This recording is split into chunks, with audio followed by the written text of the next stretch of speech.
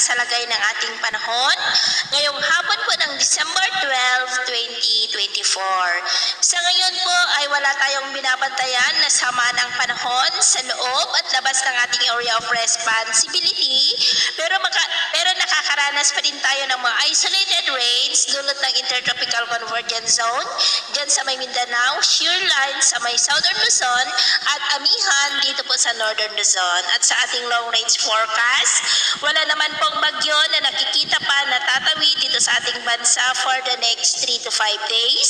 Pero may nagbabanta po na mabuong sama ng panahon sa susunod na mga araw at ang development niyan ang ating babantayan kung matutuloy po o hindi.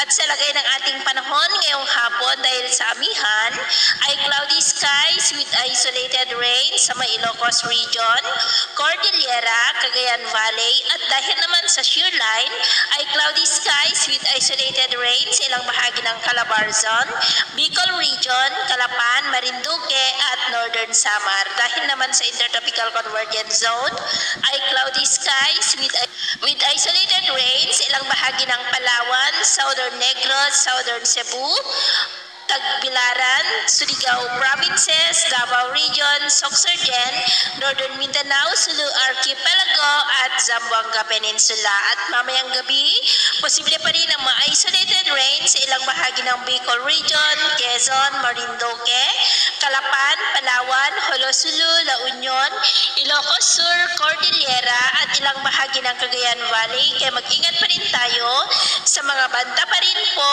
ng mapagbaha at pagguho ng lupa. At sa atin naman pong mga baybayin, iwasan na muna natin ang papalaot sa mga baybayin ng Isabela, Northern Seaboard ng Camarines Provinces, silangang baybayin ng Catanduanes at Eastern Samar Seaboard dahil ang mga alon dyan ay posible po na aabot hanggang sa 7 to 9 feet. Kaya hanggat maaari ay iwasan na po muna natin ang papalaot dyan sa mga may kulay pula para po mas makaiwas sa mga sakunang pangkaragatan.